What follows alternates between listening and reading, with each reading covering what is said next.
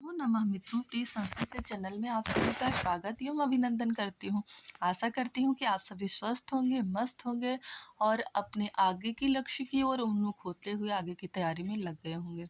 कुछ अभ्यर्थियों ने अभी सीटेट की परीक्षा दी, उसमें क्या रिजल्ट रहा उसके तहत यानी कि अगर आपका रिजल्ट अच्छा रहा तो आप अगली परीक्षा की तैयारी में लग जाइए। और जिन बच्चों का किसी कारण से 1-2 नंबर से रुक गया, उनको फिर से अपने उस लक्ष्य की ओर उन्मुख होते हुए तैयारी पर लग जाना चाहिए। एक अच्छे विद्यार्थी का यही लक्षण है कि वो अपनी बारंबारता और निरंतरता को तब तक ना छोड़े जब तक कि उसको उसका लक्ष्य ना प्राप्त हो जाए।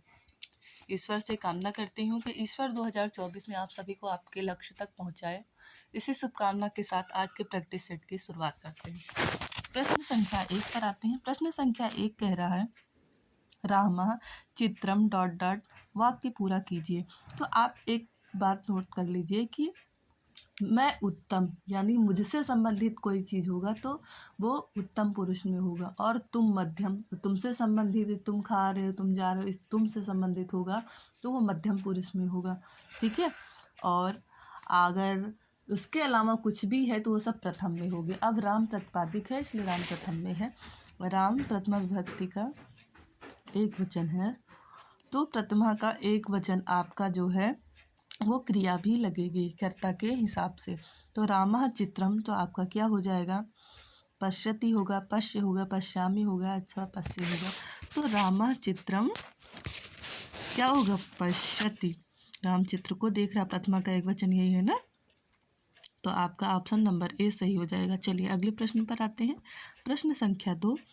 प्रश्न संख्या 2 कह रहा है कि बिमला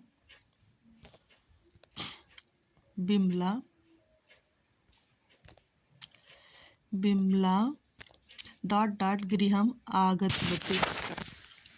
बिमला गृहम आगतवती इस वाक्य का पूरक पद है। इस वाक्य का पूरक पद क्या है? बिमला गृहम आगतवती। क्या मोटर यानम साइकिल यानेन, फिर रेल यानम यान्या, या फिर बस यानई। तो से आती है। से के लिए कौन सी विभक्ति होती है? से किस कारक चिन्ह है? तृतीया विभक्ति का है। और तृतीया विभक्ति में जो है कौन सा है? तो तृतीया विभक्ति में देखियो यानेन, यान के द्वारा। से 2 जगह अर्थ देता है ना, एक जो है पंचमी में अर्थ देता है और एक आपका तृतीय में अर्थ देता है। तो पंचमी में आपका जो है नहीं होगा, क्योंकि यहाँ अलग नहीं हो रही, वो उसके द्वारा आ रही है घर में। तो किससे आ रही है?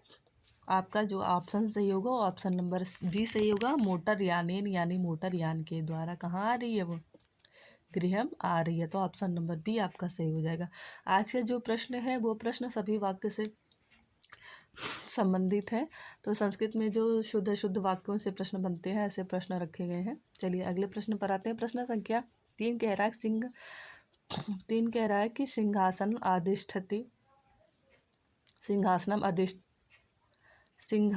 अधितिष्ठति, है ना, आदि उपसर्ग लगा के तिष्ठति बना। सिंहासनम अधितिष्ठति इस वाक्य का पूरक पद क्या होगा? रामेन, रामम, रामः, रामात। अधितिष्ठति देखिए आप, प्रथमा का एक वचन है तो इसका मतलब है कि ये प्रथमा का एक वचन में जो कर्ता होगा वही लगेगा यहाँ पे, अगर इस तरीके से आप देखिए तो रामा देखिए प्रथमा का एक वचन का, इसमें रामात पंचमी का है, रामम द्वितीया का है, रामेण ये भी द्वितीय का है ना। तो आपका रामा जो है प्रथमा का एक वचन है, तो क्रिया के हिसाब से अगर लगाएंगे तो प्रथमा का एक वचन रामा है और रामा आपका सही हो जाएगा। प्रश्न संख्या 3 का ऑप्शन नंबर सी सही होता है। अगले प्रश्न पर आते हैं। प्रश्न संख्या 4। प्रश्न संख्या 4 कह रहा है कि ते परिश्रमेण। प्रश्न संख्या 4 कह रहा है कि ते परिश्रमेण अन्नम ...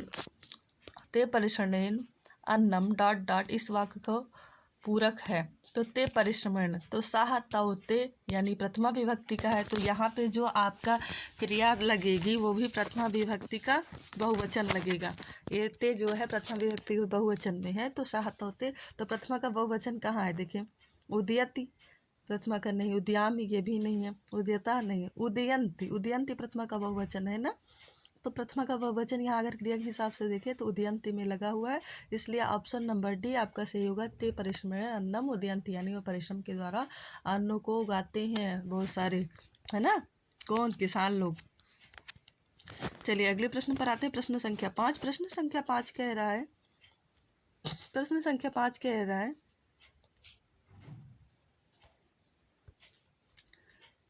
चलिए प्रश्न संख्या 5 कह रहा है आपका कि आवाम वाव यानी डॉट डॉट क्या होगा। तो आवाम का किसका है, प्रथमा का है कि मध्यम पुरुष है कि आपका उत्तम पुरुष है। तो अहम में उत्तम पुरुष में आता है ना, तो अहम आवाम वयम यानी उत्तम पुरुष का द्विवचन है। तो आपकी क्रिया भी जो लगेगी उत्तम पुरुष की द्विवचन। अब देखिए उत्तम पुरुष की द्विवचन कौन सी क्रिया लगी है, गच्छति गच्छता गच्छन्ति, गच्छसि गच्छथा गच्छत, गच्छामि गच्छावा, क्या लगा है, गच्छावा। उत्तम पुरुष के द्विवचन में क्या रूप बनेगा, गच्छावा बनेगा। तो यहाँ पर ऑप्शन नंबर ए आपका सही हो जाएगा, आवाम वायुयानेन गच्छावा, यानी हम दोनों वायुयान से जाएंगे। चलिए अगले प्रश्न देखते। छात्रः डॉट डॉट सह विद्यालयं गच्छति, अध्यापकस्य छात्रेण पिता या तस्मात्। तो छात्रा किसके साथ विद्या, सह के अर्थ में हमेशा तृतीया विभक्ति लगती है, और यहाँ पर तृतीया विभक्ति कहाँ लगी है आपकी, बी ऑप्शन में लगा है, छात्रेण यानी छात्रों के साथ कहाँ जा रहा है, विद्यालय को जा रहा है, विद्यालय जाता है। ऑप्शन नंबर बी आपका सही होगा। चलिए अगले प्रश्न पर आते हैं। प्रश्न संख्या 7। प्रश्न संख्या 7 कह रहा है कि गम धातु लोट लकार, प्रश्न संख्या 7 कह रहा है आपका कि गम धातु लोट लकार मध्यम पुरुष, गम धातु लोट लकार प्रथम पुरुष द्विवचन रूप है, क्या है, गच्छ गच्छामि गच्छताम गच्छति। तो गम धातु लोट लकार का अर्थ कैसे चलता है, पठतु पठताम, गच्छतु गच्छताम, गच्छन्तु गच्छ गच्छतम, गच्छत गच्छतु गच्छताम। तो आपने क्या बताएगा, लोट लकार।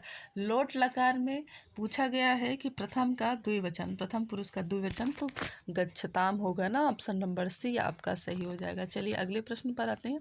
प्रश्न संख्या 8। प्रश्न संख्या 8 कह रहा है कि रमा शब्द चतुर्थी एक वचन में रूप क्या होगा। तो रमा शब्द चतुर्थी एक वचन में रूप क्या होगा, तो आपने पढ़ा होगा AK 56, है ना, ए ओके, के का मतलब ए की मात्रा या आई की मात्रा। एक यहाँ कहाँ पे लगता है, ए का मतलब छोटा आ और ये बड़ा आ। तो ये तृतीया है और ये चतुर्थी है। तो चतुर्थी में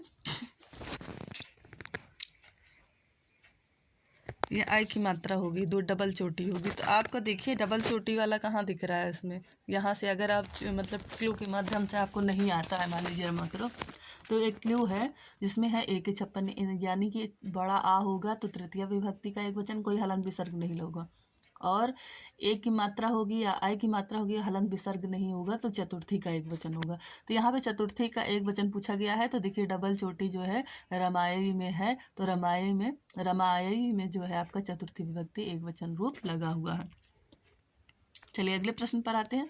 प्रश्न संख्या 9। प्रश्न संख्या 9 कह रहा है कि बालिकायाम पद में प्रयुक्त विभक्ति है सप्तमी, प्रथमा, चतुर्थी अथवा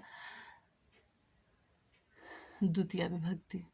तो आप देखिए याम शब्द हो और स्त्रीलिंगी का हो, जैसे बालिकायाम, रामायाम, चटकायाम, इस तरीके से है विद्यायाम, इन सब में जो है आपकी सप्तमी का एक वचन प्रयुक्त होता है। तो ऑप्शन नंबर ए आपका सही हो जाएगा। प्रश्न संख्या 9 का ऑप्शन नंबर ए सही होगा। कि बालिकायाम में कौन सी विभक्ति लगी है, तो सप्तमी विभक्ति लगी है। इसके अलावा यदि चटका शब्द है तो चटकायाम, लतायाम, रमायाम, है ना, इन सब में जो है आपका याम सप्तमी के एक वचन में बनेगा। अब लिखा है कि 29, क्या लिखा गया है, 29 का पर्याय है। पर्याय माने 29 को और क्या कहते हैं, यानी संस्कृत में नहीं पूछ कर दे दिया गया कि 29 का पर्याय क्या है, यानी 29 को और क्या कहते हैं, एकोनविंशति। एकोनविंशति मतलब होता है क्या, 19 होता है, तो ये नहीं है आपका। उनविंशति 20 और 9, उनविंशति मतलब 20 और 9 कितना हुआ, 29, ठीक है। और त्रिंशति का मतलब होता है 30, एकोनत्रिंशति का मतलब होता है आपका, एकोनत्रिंशत का मतलब होता है आपका 29, ठीक है। तो जो ऊनविंशति है ये गलत लिखा गया है। तो एकोनत्रिंशति मतलब होता है कि 30 में 1 माइनस यानी 29। ऑप्शन नंबर बी आपका सही हो जाएगा। 29 का पर्याय क्या है? एकोनत्रिंशति यानी 29। तो नमो नमः मित्रों, फिर से मिलेंगे नए वीडियो में नए जोश के साथ, नए उमंग के साथ। कुछ स्वास्थ्य ठीक नहीं था इसलिए आपको शायद आज की वीडियो में ज़्यादा जोश नहीं दिखा होगा। और आशा करती हूँ कि आप सभी अपनी तैयारी को एक अक्षय विद्यार्थी की तरह करते हुए अपने लक्ष्य की ओर बढ़ते हुए आप अपने लक्ष्य को प्राप्त करने में लगे होंगे और लगना भी चाहिए। और इसी के साथ इस वीडियो को समाप्त करते हैं। फिर मिलेंगे नए वीडियो में। नमः संस्कृताय, नमो नमः।